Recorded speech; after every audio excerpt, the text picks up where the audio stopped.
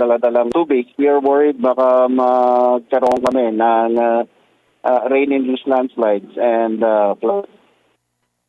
Florida's impact prompted President Bongbong classes earlier this afternoon until tomorrow, August 24th. The order covers government offices and public schools in Metro Manila, Cavite, Laguna, Rizal, Bulacan, and Zambales.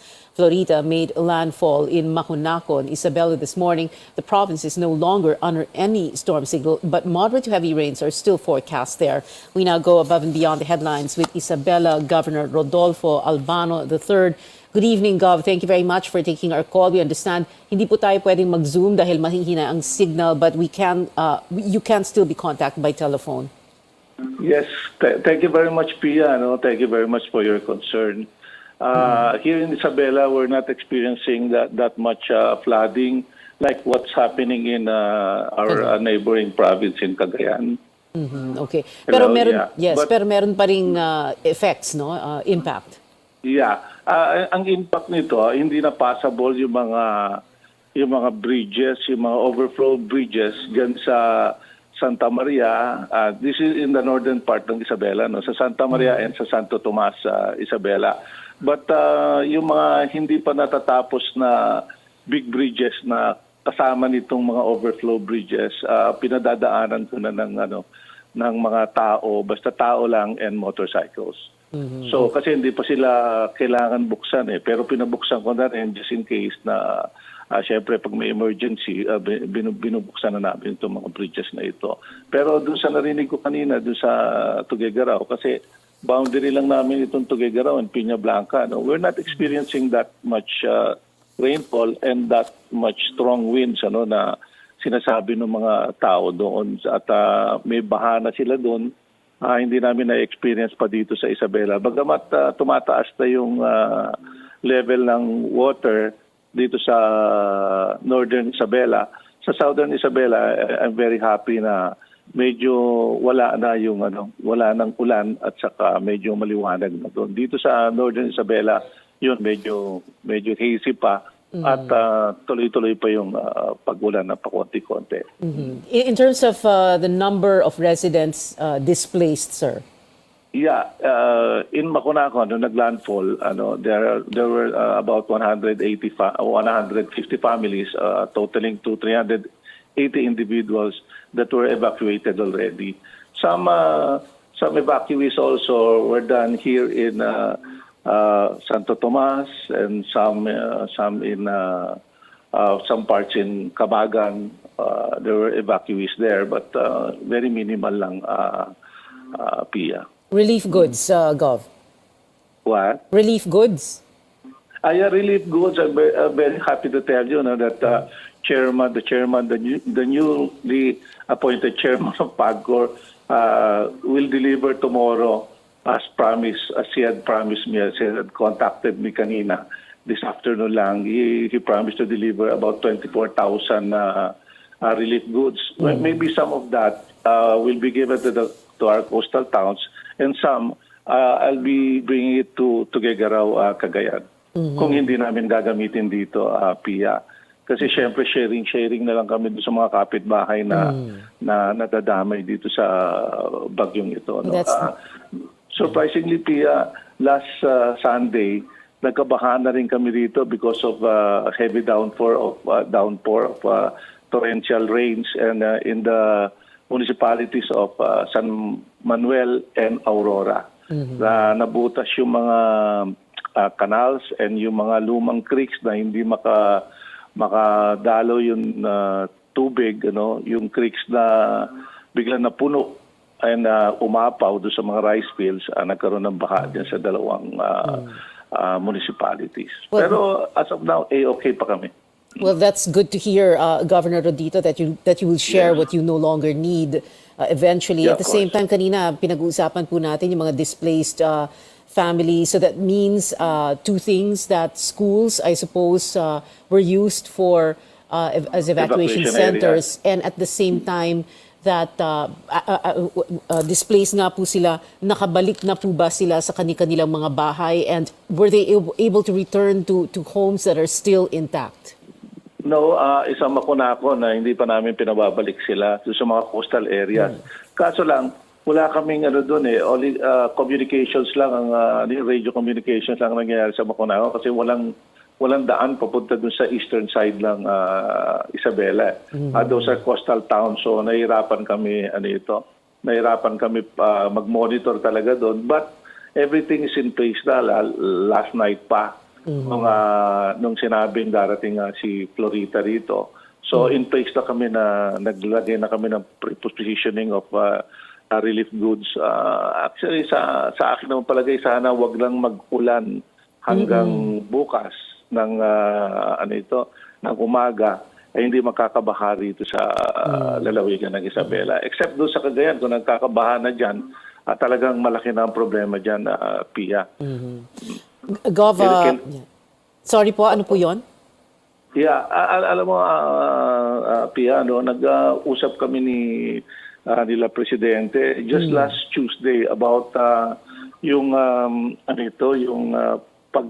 sa zona niya about integrated water resource management na prelude to the creation of the water department na gusto i-create ng Congress, dinala ko si Secretary Babe Singson doon sa kanya at napag-usapan doon na talagang kailangan na tayo i-manage itong water resources natin dito sa Pilipinas kasi nagpapasalamat si Secretary Singson kasi ang gusto ni Presidente, binanggit ni BBM, si President BBM, nung zona niya yon at talagang yung pag-address ng water problem dito sa ating bansa, kailangan na magawa na sa lalong madaling panahon.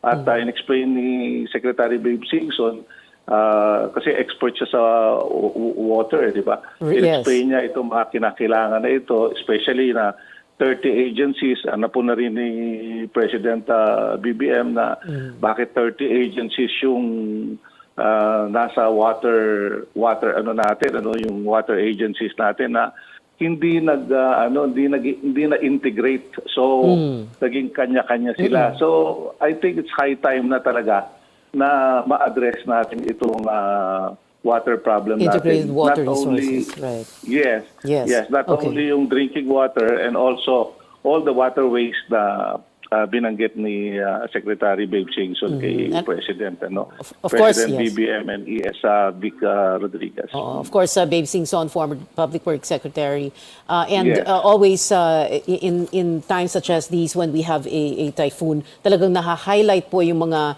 problema at mga challenges na kailangan harapin. For example, integrate water resources management. At the same time, all these roads and bridges that must be maintained and or built.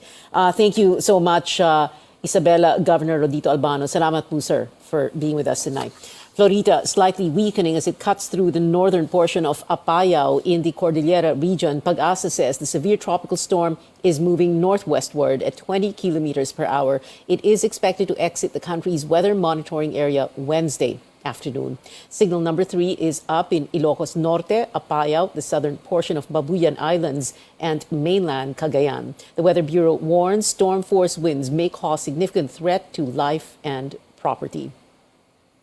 Ifugao, Mountain Province, Kalinga, Abra in Cordillera, and Ilocos Sur and the rest of Babuyan Islands are under signal number 2. The entire Nueva Vizcaya and Benguet provinces have been downgraded to signal number 1, together with La Union, Quirino, the northern portion of Nueva Ecija, and parts of Aurora. Executive Secretary Vic Rodriguez speaks up for the first time on the supposed illegal sugar importation order. Rodriguez is pinning the blame on 2 former Sugar Regulatory Administration officials.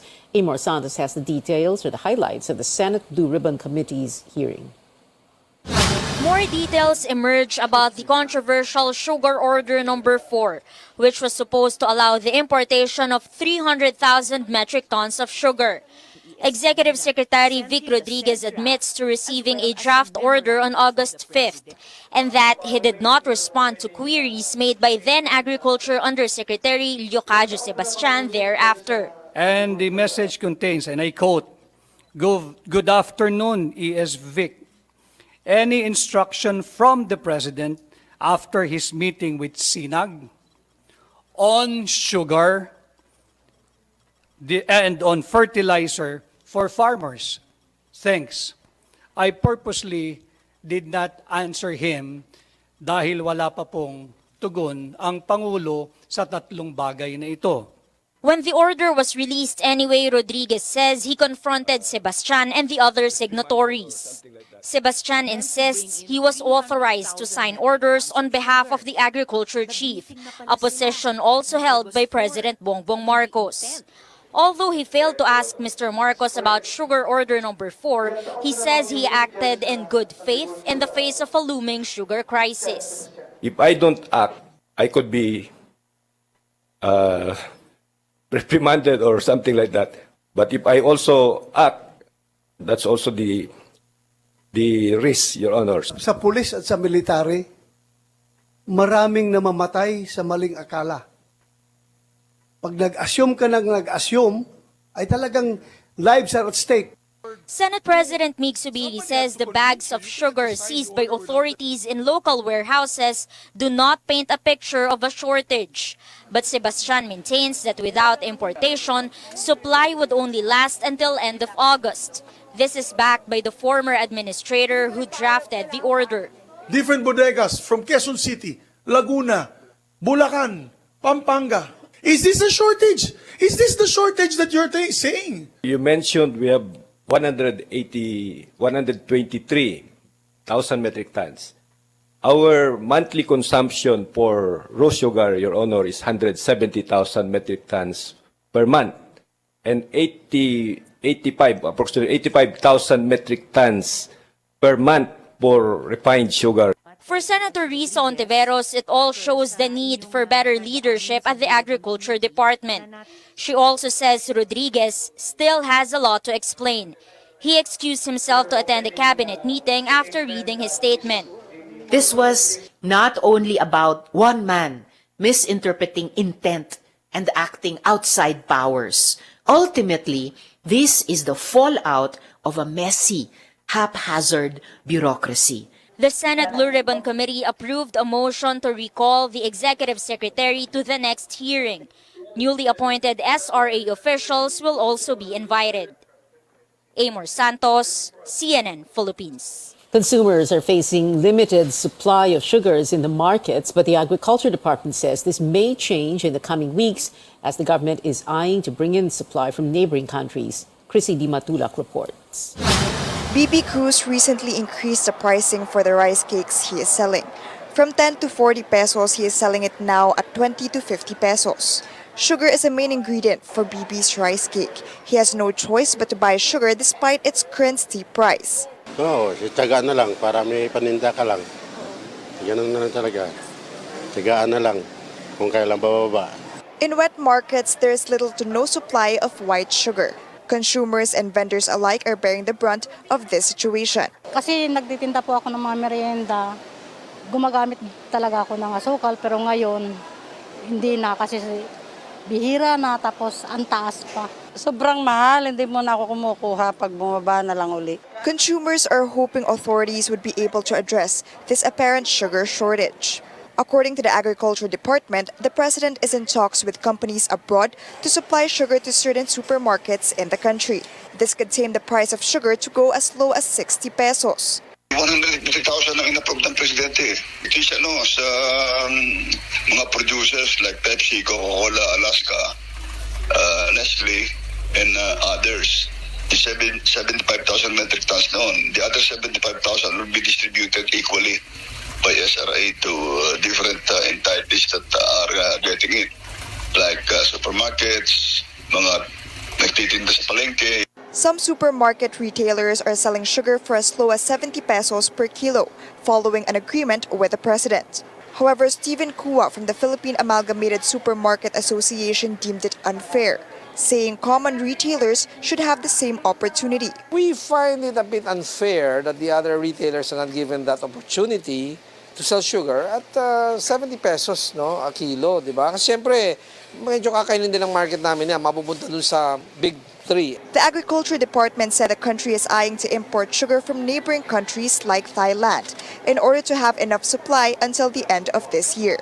The agency also said that an increase in the production of sugar for next year will be ensured to avoid such shortfalls. Chrissy De Matulak, CNN Philippines. More stories up ahead. Rainbow auroras, giant storms, and far-off galaxies are on display in NASA's latest images of planet Jupiter. Keep it here on Newsnight.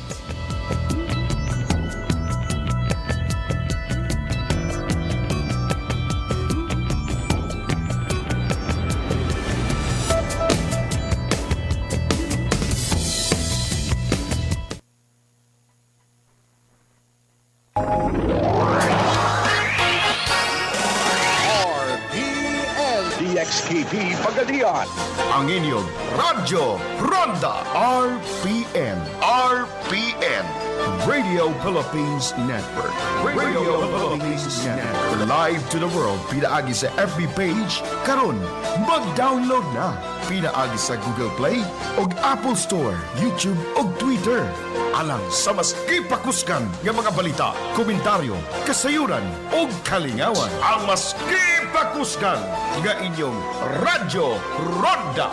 Member, kapisanan ng mga broadcaster ng Pilipinas.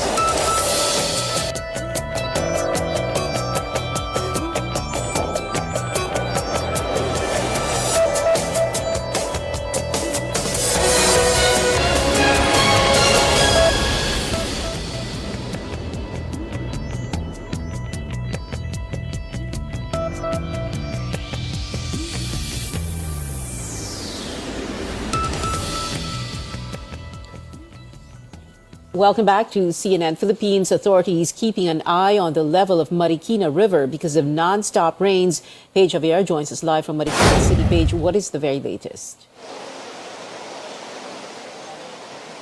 Pia, Marikina City officials are on alert as the water level in the Marikina River continues to rise. The first alarm was raised about 10 minutes before 5 this afternoon. This means that residents must prepare for evacuation, especially those living in low-lying areas and those beside the river. Earlier, we heard the warning signals or the sirens telling people here in Marikina that the water level has reached 15 meters. All 8 floodgates have been opened as of this afternoon. Right now, behind me is the current water level, and it has risen to 15.3 meters. It's continuing to drizzle here in Marikina, so this may continue to rise. Marikina City Mayor Marcy Teodoro says there are no reports of flooded areas just yet, but they have received reports of preemptive evacuations. 4 families composed of 15 individuals were brought to the Nangka Elementary School, which is a critical area, especially when it floods. Mayor Teodoro says all of their evacuation centers are open and ready to accept their residents. If the water level hits 16 meters or the second alarm, residents must proceed to evacuation centers. However, if it reaches third alarm or 18 meters, forced evacuation will be carried out by the LGU. Earlier, we also monitored rains in large parts of the metro. In Talayan Riverside in Quezon City, a netizen captured via time-lapse video the rising flood waters in their area between 12 p.m. and 1 p.m. Residents say that flood has already subsided.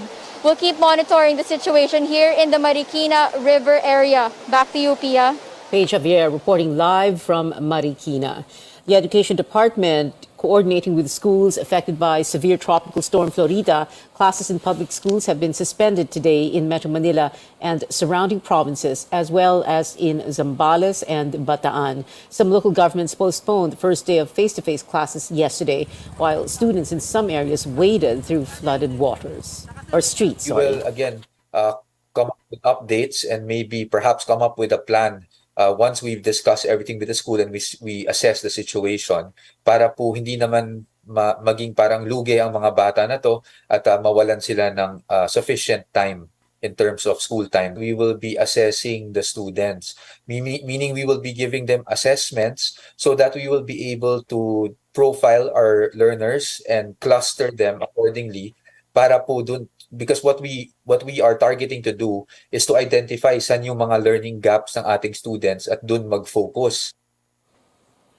For the DepEd, school opening went smoothly. The agency says it has identified schools that lack desks and armchairs and is looking to hire more teachers. Some public schools in Cebu province still recovering from the impact of Typhoon Odette roughly 8 months ago, with hundreds of classrooms still unfit for learning. In one of the biggest schools in Cebu City, the APAS National High School, 14 classrooms were damaged or have no roofs.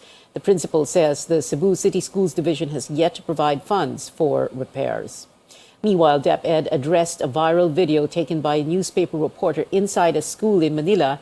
The video shows grade 7 students of the Jose Abad Santos High School seated on the floor. The caption stated that chairs inside the classroom were not enough for all students. DepEd spokesperson Michael Poa says the agency is aware of the incident, with the regional director immediately taking action. We are admitting may shortage naman talaga nationwide tayo sa mga classroom facilities. No? However, in this particular case, ang sabi po nila sa akin is wala daw shortage. So dito po sa Jose Abad Santos, there are enough chairs because the needed chairs were supplied from Carlos P. Garcia.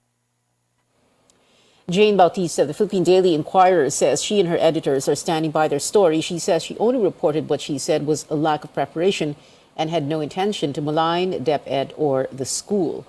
The health department cannot confirm yet whether there is already a local transmission of monkeypox. That is after the country recorded its 4th monkeypox case in a 25-year-old patient who had no travel history. Health officer in charge, Maria Rosario Vergere, says none of the 14 close contacts showed symptoms, traveled overseas, or were exposed to someone who did. We are still trying to backtrace, verifying information so that we can establish the source of infection. And that is the only time that we can tell you and confirm to the public if this really is a local case or not. The DOH has now identified 18 close contacts of the 2nd monkeypox case, of which 17 are health workers. Only the health worker who took care of the patient is considered at medium risk for infection.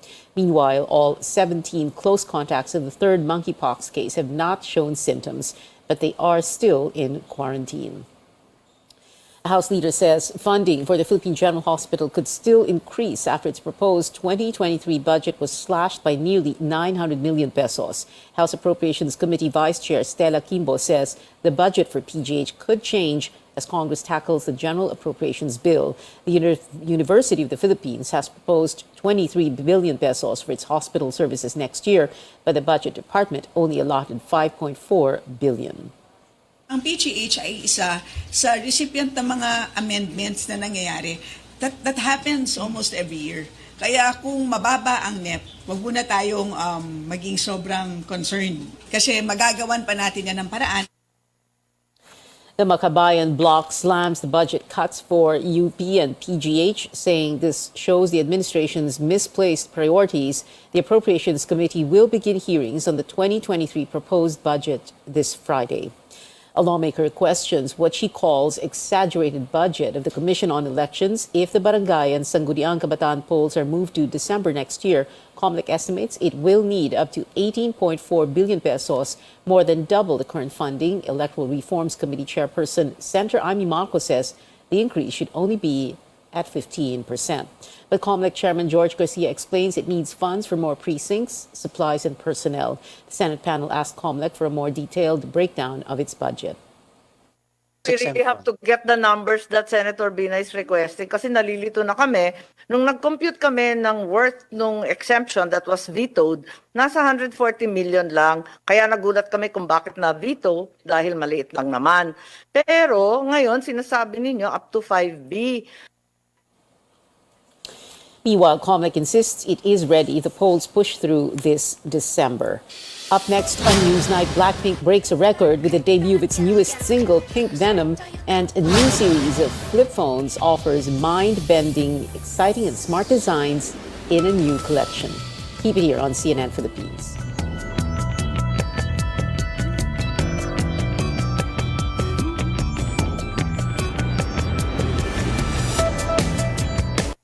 It can be dangerous out there. Buti na lang there's locally superfoods. Para sa akin, Super nutritious, super delicious. All superfoods contain more antioxidants.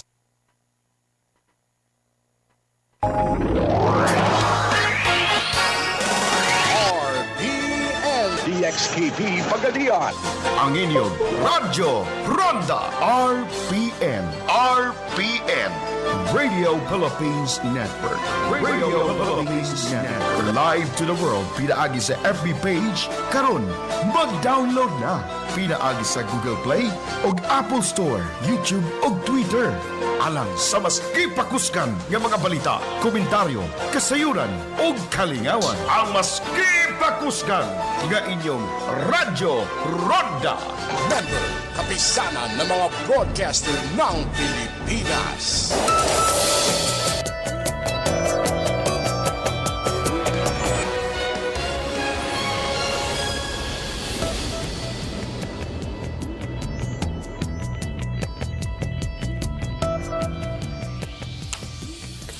Welcome back. James Webb Telescope's newest images features Jupiter, a beautiful glowing planet with aurora and shimmery storms. NASA's Space-Based Telescope wowed the world with colorful images of the nearby planet and other far-flung galaxies. The stunning photographs showcase Jupiter's faint silver rings and two bright moons named Amalthea and Adrastea.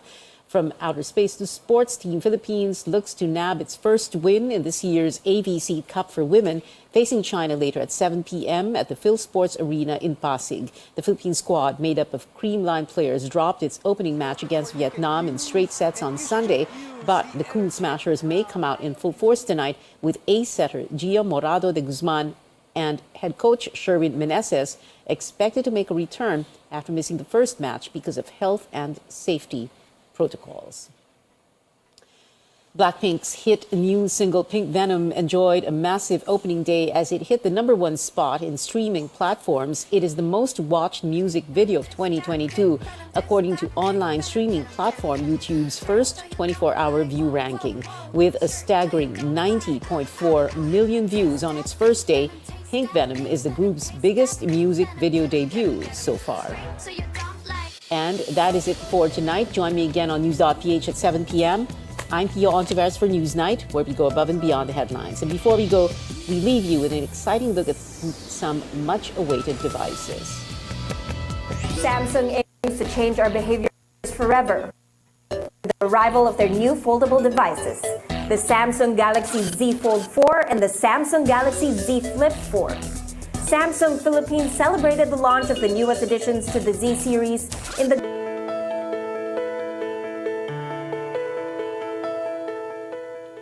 Travel and change of place impart new vigor to the mind, so says the Stoic philosopher Seneca. Many Filipinos are relieved as travel both locally and internationally are beginning to open again. But what do medicine and psychology tell us about traveling? In today's episode, we'll explore the benefits of traveling and why this can be good for your health. I'm Dr. Freddy Gomez, and welcome to MedTalk Health Talk on CNN Philippines.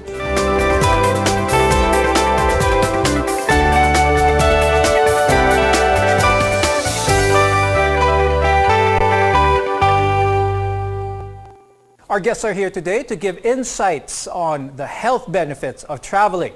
With us is Luis Angelo R. Villaruel. He's a psychologist from the University of Santo Tomas Hospital and founder of Kintsugi Sai. Also with us is Mr. Aaron Palabiab. He's a filmmaker and content creator and travel extraordinaire. Thanks for joining us on the program, to the both of you. Now, it's often said that going on a vacation or a trip outside the home for a certain period of time can clear the mind. Now, I'll start the conversation with Luis. How does traveling affect our mental health? How can it clear our mind? Why is it recommended for people to travel, get out of a certain situation, who experience stress, maybe sadness, or even grief? Definitely, traveling can affect how one experiences their daily lives, no? It gives us a reset, quote unquote. It gives us that opportunity to take a break. It provides stress relief, obviously. When we consider traveling as a form of vacation or as a reward, an incentive that we set for ourselves, it allows us to experience new and positive experiences which can fight off different types of mental health problems, no? For example, we feel a little too stagnant, trying out new things can be exciting, can be great for us to be able to lift up our mood and to get us going. It can even improve our creativity, for example, by exposing us to things or to cultures that we are not so aware of. So if we go to a different country, or even here in the Philippines, if we just visit provinces, and we've been here in Metro Manila our whole lives, it opens us up to a lot of different things, a lot of different opportunities, things that we don't usually get in our everyday lives. Now, Aaron, is there some truth to what Louis said in the case of you? Is traveling part of something that you don't get out of when you don't travel? Absolutely. I agree 100% with everything he said. Especially, I think, for us who live in big cities, particularly a city like Metro Manila, we don't realize until we get out, I think, maybe how closed in our minds, our consciousness have become. And when we travel, we experience a literal and figurative opening up, I think, of the mind. We see new possibilities. We're able to break old patterns. And that just opens up the doors to growth, I think, in terms of what you get out of travel. And I think that's why it's such a rich experience. That's something that I, and I'm sure our viewers, long to achieve whenever we do travel. Now, because our bodies are designed to move. That's why psychologists recommend exercising so our bodies can produce happy hormones. Now, Luis, how does going on a trip manage our risks of, say, depression or anxiety, or overall, how can it manage our mental health? So when we talk about depression, it's the more common one is stagnancy. That's the more common feeling that people experience. It's like we're unable to do things, or we are helpless to do certain things. So traveling gets us out there, gets us moving. As one of the things that us psychologists, we actually recommend for people who have depression is to just get moving, to find a point where one can start moving. And traveling in itself can become that starting point for certain people. Because when you feel like you're in a spiral or you're in a rump, it's kind of hard to find or identify that starting point at times. But when you have a reset, like for travel, it gives you that opportunity. But other than that, even just the physiological things that we go through when we travel, the sun, being outside, being on the beach, allowing yourself to be out, unlike us usually being stuck here in maybe feeling some cabin fever, the sun helps us produce those happy hormones you were talking about, some serotonin, which can help boost our mental well-being. And actually, in 2013, a study by the American Psychological Association also claims that sojourners, or people who stay away from home temporarily, are less emotionally reactive to day-to-day changes, improving emotional stability. Aaron, does that apply to you? Do you think traveling has been able to make you a calmer person, a more chill person, being able to react to day-to-day stresses in life better? That is really 100% accurate. And it's not just an instant thing, it is a process. Because, when it comes to anxiety, personally, I'm kind of an anxious person. I would say I'm more anxious than most people you would consider adventurous. But I think what travel teaches you, especially if you go on an extended trip to somewhere really unfamiliar, the further you get out of your comfort zone or out of your routine, the more you deal with situations and the more you realize that you can overcome situations. And it's this mindset and practice of overcoming maybe unexpected things that I think can slowly help you overcome your anxiety when dealing with anything in life. You can say, I went through this in this isolated place in the Philippines or another country. I can get through what I'm going through today. Now, Luis, a lot of people who aren't as well traveled, let's use Aaron as an example, may see traveling as a cause for stress, as a cause for anxiety, especially for the one who is paying for the travel itself. How can you reconcile that? How can traveling, once again, be something that is not stressful, that is not anxiety-driven? One of the things that you could do is actually adjust the way that you are looking at this trip. Not necessarily by the fact of how much it costs, because that's not going to change inside your mind. But for example, leaving work at home, being able to leave these things behind as you go on your vacation or your traveling trip, making sure everything at home is okay before you leave. so that you don't have to think about them while you're on the trip. Now let's talk about relationships and how travel can affect a person's relationship with either their significant other, a family member, or even a friend. Now, Aaron, when it comes to traveling, do you think your relationships with those people around you, do you think it strengthens them, or does it bring out the worst in people whenever you're in a situation where traveling to a new place is involved? That is such a good question because, it can go both ways. But I think in the best case scenario, where you're able to travel with a proper mindset and an open mind, it will lead to growth and realization and ultimately, I think, more emotional maturity. And I think when you bring that back to your loved ones, you should be a better person for it. And as a result, have better relationships with the people around you. So the benefits of travel don't end when that trip ends, but it can foster for a long time after that. But don't pack your bags yet. There are still some possibilities that traveling may not be the best option for your mental health. We'll explain right after the break. So stay tuned. This is Med Talk, Health Talk.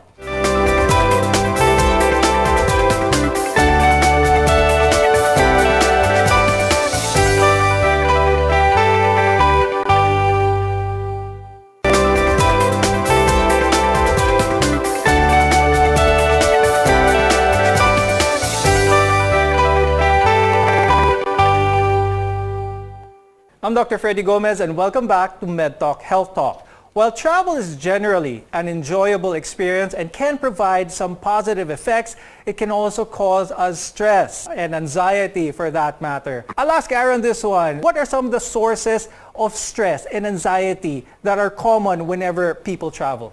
Okay, I can actually boil this down personally to two because despite how much I've traveled, I still feel a lot of travel anxiety. The first source of stress is just, I think, in transit.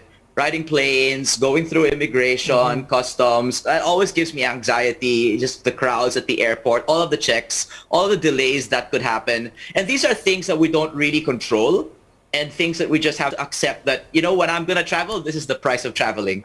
The second is inherent in travel as well. It's just when you travel, especially if you go on an adventure, unexpected things happen. That's what an adventure is. And in terms of that, I think we have to change our mindset and treat that as good stress, like exercise. And stress that will help us to grow and become better travelers and better people. With COVID-19 restrictions on traveling loosening up as we approach the latter half of the year, it is understandable that people who stayed at home for the last few years can feel uneasy when traveling during the pandemic. In some cases, the thought of going somewhere new is enough to give someone anxiety and may be a trigger for some when traveling. Now, Luis, how has COVID-19 affected traveling in regards to people's mental state when traveling today? People in general, or the entire populace has become a little more introverted lately, in the sense that we've kind of forgotten, not necessarily forgotten, but having difficulty interacting or connecting outside. So sometimes trying to exit these comfort zones may be difficult for some people when they would want to travel because they've been so used to their home. It's just a new adjustment period again for certain people. For others, it's a great experience, but for others, it might be a stressful experience altogether. Now, Aaron, with this pandemic with us, and hopefully we're at the tail end of it, has it affected your outlook whenever you do set a trip to travel to? Are there extra precautions that you take? Are there certain places that you try to avoid because of COVID-19?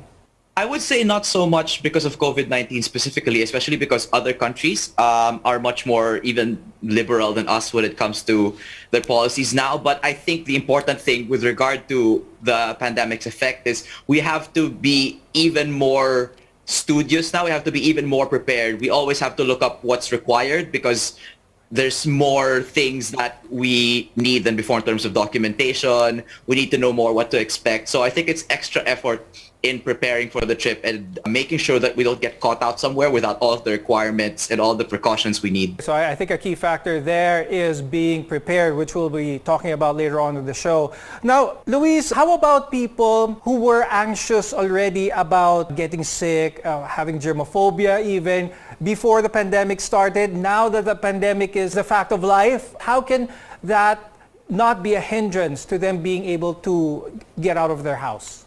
When we were talking about these fears now, maybe fears of getting or catching something, maybe COVID or maybe something else, we just have to first off prepare. Like we know that there's a pandemic going on.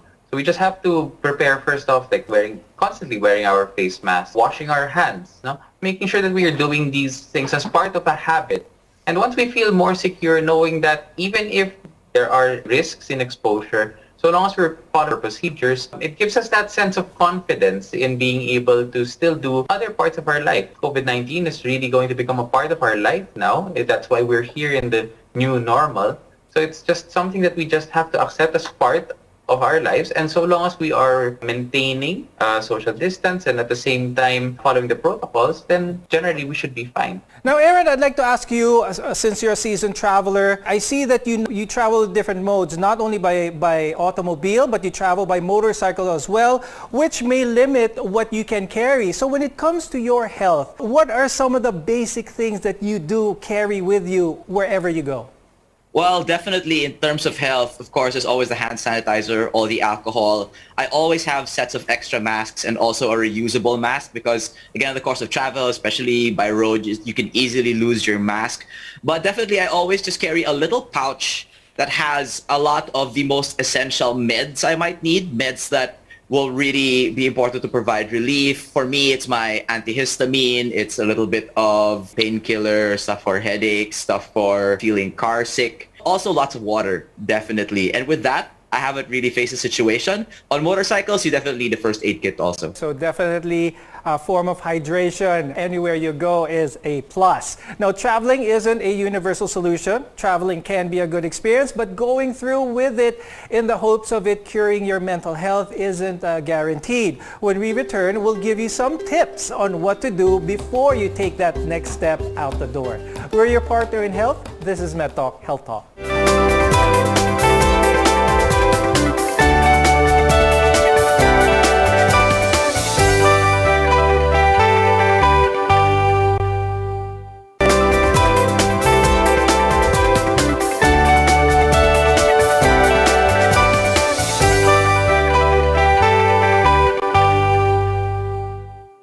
I'm Dr. Freddy Gomez and welcome back to MedTalk Health Talk, where caring is our calling. Culture shock, poor planning, and decision-making can make the point of a trip backfire on you if you aren't careful, which is why making the proper preparations before a trip is vital and it is absolutely necessary. It's also important to be physically and mentally sound before leaving. Now, Aaron, when it comes to traveling, obviously it is part of your life. It is very important. But how important is your physical health? How important is it that everything is set at home whenever you do travel? It's so important, and I'm glad you mentioned those two specific things. Always, of course, anybody can travel regardless of your physical state. But being able to travel, especially when you're physically fit, is like one of the true pleasures of life. Again, we were made to move. And when you travel, when you're fit, you can just go further. You can last longer. You can see things that will be less accessible if you need to hike. So it's so important. And talking about things at home, on the other hand, it's nice to go into travel, I guess, with as little negative baggage as possible so you can really be fully present and really enjoying. Because if things aren't good at home, if you're stressing about work, then you can run away to the farthest country, but you're not running away. You're not getting away from what's inside you. So that's also equally important, those two things, to really be fully immersed and get the benefits from travel. Now, Luis, my question for you, we've been talking about how preparation is key. But what about spontaneous travel? Is traveling, getting out of a certain situation with some form of spontaneity, is that healthy? Leaving everything behind and just going to travel on a whim? There would be times when there would be just these sudden trips where you'd want to go to Tagaytay or just have a road trip somewhere else. And these spontaneous trips can provide you with those new memories that last you a lifetime. These experiences, these feelings that you go through, maybe by yourself, maybe with other people, they're all very, very much positive. But it doesn't always mean that we should always just leave things behind, no? We still have responsibilities. For example, we don't just suddenly up and leave when we know we have a big event coming, because that could be stressful for you or for other people at the same time. So spontaneity is okay, but while also being considerate at the same time. Could you explain a little bit further to our viewers when traveling should be healthy, so that it doesn't fall in the realm of escapism or people trying to look for an out towards responsibility for that matter? So for us to be able to determine that, or when I have sessions with clients or when I talk to people, one thing that I always ask them is, what is your reason for doing this? What is the motivation? There are some people who say, I just really miss traveling. I really want to go out. I really want to do something. If it's something that you really want, it's not necessarily escapism. But for example, if the answer is something close to, I'm just so stressed kasi talaga with everything that's going on in my life and I just want to go away from it. I want to take some time away from it. Well, that is perfectly okay at the same time. And I'm not saying that people shouldn't take breaks. When the focus is too much about, rather than confronting or being able to go through with what it is that you have to go through, and rather you want to withdraw instead, that's when it starts to become escapism. So it's really a lot of introspection. So it's definitely important that you know or you are aware of the reasons for your travel to reap the maximum benefits from that. Now, I'd like to talk to you, Aaron, about emergencies, because a lot of people travel, they don't really think about what could go wrong. They're trying to be positive with their travels. But what are some of the more important things that our viewers should be wary about, of course, when it comes to emergency situations? Fortunately, I've never had to face that situation, but for me, I guess like the minimum thing you can do, which is a requirement anyways, always have your travel insurance and any other health insurance you might have on top of that. And again, always stay informed about kind of the security and health situation at the place you're going to. Talk to locals if necessary. I wouldn't say avoid all risk because that's part of travel, but if you're going to take the risk, then be prepared. And just be as smart as you can be and you'll have a great trip. In all my years of travel, I haven't really encountered a really bad situation, fortunately. Now, Luis, for our viewers who have seen the pictures that Aaron has, they might be intimidated on trying to enjoy the travel because they might associate enjoying travel as being adventurous. I'm not adventurous. I won't be able to enjoy travel. Is this a case? Does someone need to be adventurous in order to enjoy traveling? It depends on what kind of traveling you're doing, but the overall answer that I would give is no. You don't need to necessarily be adventurous.